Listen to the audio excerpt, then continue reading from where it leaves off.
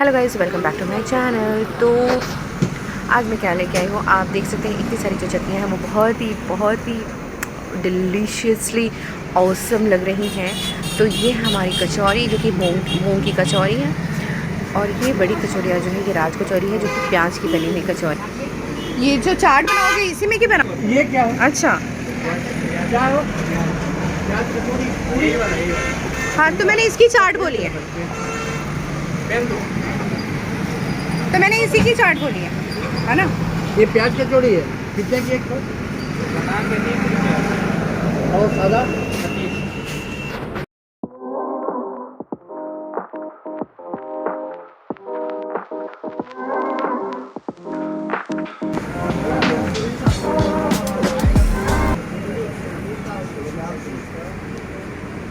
तो ये डाला भैया ने दही, और ये हरी चटनी मुझे बहुत अच्छी लगती है हर चीज़ में।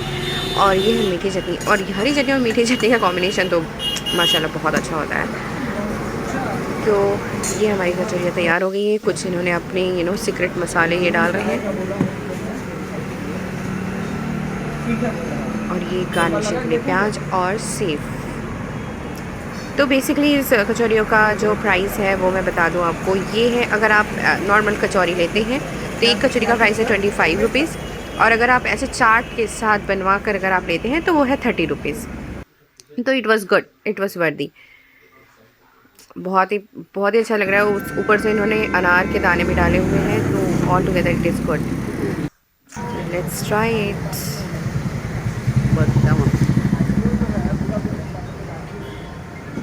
बेटा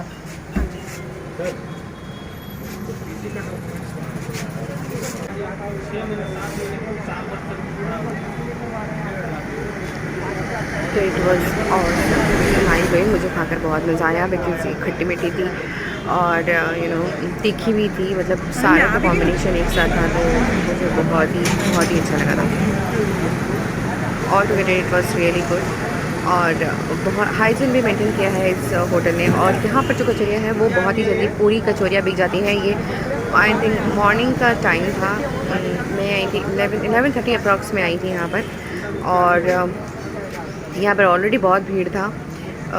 मॉर्निंग से ये स्टार्ट हो जाता है, और यहाँ पर बहुत ज़्यादा भीड़ रहती है। तो क्योंकि डेफिनेटली टेस्ट जहाँ पे होगा वहाँ पे तो भीड़ होगी ही। तो यहाँ पे मुझे तो बहुत अच्छा लगा, यहाँ पर खाकर बहुत ही अच्छा वो था। और देख सकते हैं आप पूरी भीड़, तो हर कोई यहाँ पे कचौरियाँ खाने आया है। तो ये है उसका नाम, जादूराम कचौरी, जोधपुर की। जादूराम बहुत ही अच्छा नाम रखा है इन्होंने जोधपुर का फेमस। तो ये बहुत ही अच्छी थी।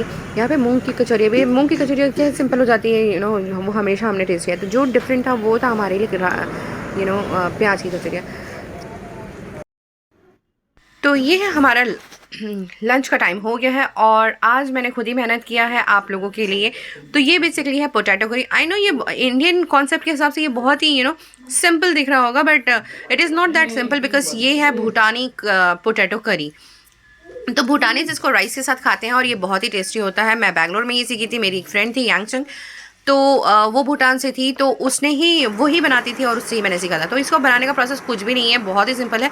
ये मैंने ले लिया चीज़, मैंने ऑलरेडी आलू और चिली, आप जितना चिली डाल सकते हैं उतना अच्छा, जितनी तीखी होती है उतना ही ये टेस्टी लगता है। तो उसको मैंने बॉईल कर लिया है नमक डाल के, और ये मैंने स्लाइस ऑफ चीज़ डाल लिया। और इसकी जगह पे अगर आप डालते हैं ड्राई चीज़, तो ड्राई चीज़ का टेस्ट बहुत ज़्यादा अच्छा आता है रेदर देन ये वाली चीज़ के, क्योंकि हम एज इंडिया में हैं, तो यहाँ पर हर तरह की चीज़ हर जगह अवेलेबल होना थोड़ा मुश्किल हो जाता है, क्योंकि हम उतना चीज़ अपने खाने में प्रेफर नहीं करते हैं।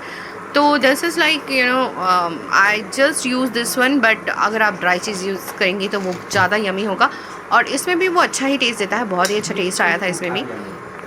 तो इसमें आपको इन सबको डाल के बॉईल करना है।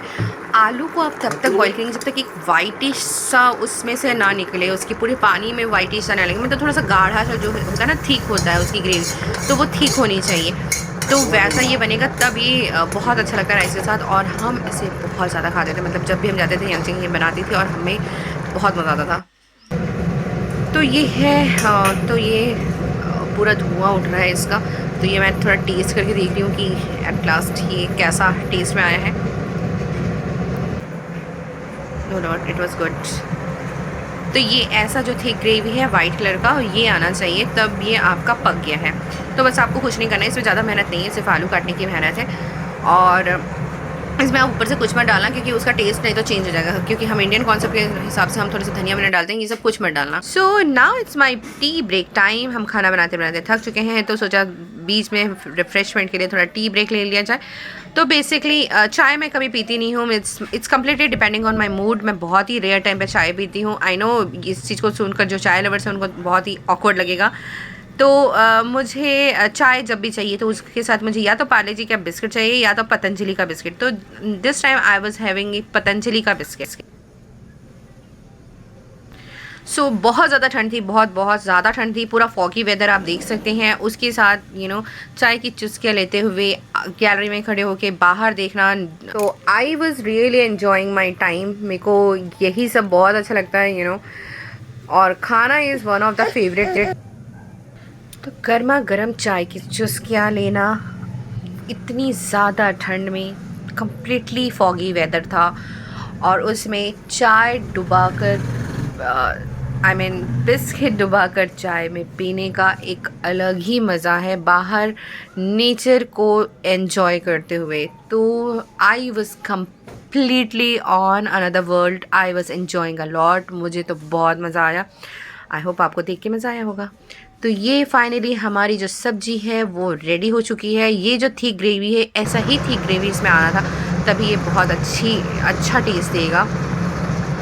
तो ये हमारी कम्प्लीटली ग्रेवी पोटैटो की करी जो रेडी है। आई नो इंडियन कॉन्सेप्ट में देखकर उनको लग रहा होगा अरे यार ये क्या है, बहुत सिंपल है, उबला हुआ सा है, बट नहीं, आप एक बार ट्राई करें तो लिटरली आपको बहुत अच्छा लगेगा। आप इसमें चीज़ अच्छे से डालिए, उसमें ग्रीन चिली अच्छे से डालिए, और ये मैंने एडिशनल में अपने प्लेट में ले लिया है चटनी, जो कि घर में बनी हुई थी। मतलब घर में जो दीदी ने बनाया है वो है। मैंने घर की सब्ज़ी नहीं ली है, बिकॉज़ जब आप इस राइस को खाएं, इस सब्ज़ी को खाएं, तो वो राइस प्लेन होना चाहिए और उसके साथ ये सब्ज़ी ही होनी चाहिए। उसके साथ ना दाल या अचार कुछ भी एडिशनल लेने की ज़रूरत नहीं है, क्योंकि ये ऐसे ही टेस्ट देता है। मतलब यही उनका खाना है भूटानीज़ का, तो ये ऐसे ही टेस्ट देता है और ये ऐसे ही अच्छा लगता है।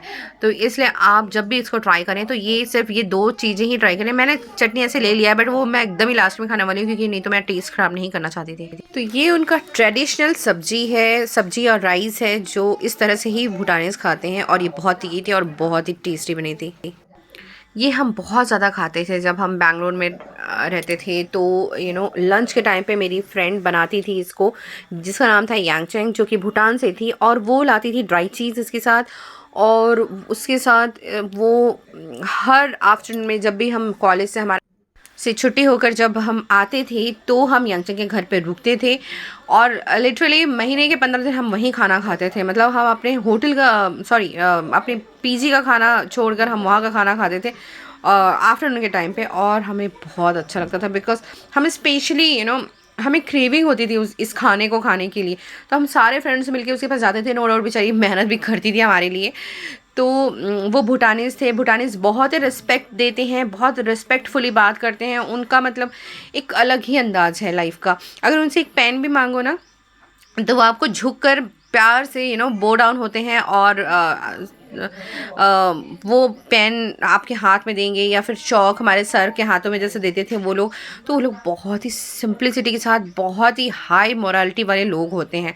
तो मुझे भूटानीज़ बहुत पसंद है। मुझे चाइनीज़ मतलब एज अ पर्सन, चाइना भले ही हमारे इंडिया के लिए अच्छे नहीं हैं रिलेशंस हमारे इंडिया के साथ, बट एज अ पर्सन अगर आप एज अ फ्रेंड देखोगे तो चाइनीज़, भूटानीज़, साउथ अफ्रीकन्स और नेपालीज़, ये लोग बहुत अच्छे होते हैं। और नॉर्थ ईस्ट इंडिया में जो है सबसे अच्छे लोग होते हैं नॉर्थ ईस्ट के लिए बहुत ही अच्छे होते हैं। उनका बिहेवियर बहुत अच्छा होता है, तो आप बहुत इन्जॉय करोगे उनके साथ।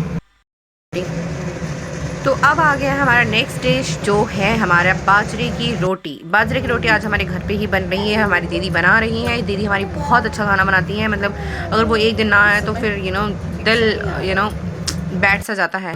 तो ये हमारी बाजरे की रोटी विद घी में फ्राई हुई बाजरे की रोटी तैयार है। तो ये जो है रोटी को उन्होंने तवे में डाल दिया है और ये घी लगा के इसको फ्राई कर दिया है। तो इसको हमने खाया था सेमी की सब्ज़ी के साथ, क्योंकि हमने साग ही बनाया था। और दीदी के हाथ का तो कोई भी चीज़ तो वो जादू सा है। तो fine guys, hope you like the video, hope you enjoy the food. Thanks for watching and please like, comment, share and subscribe. Bye bye everyone.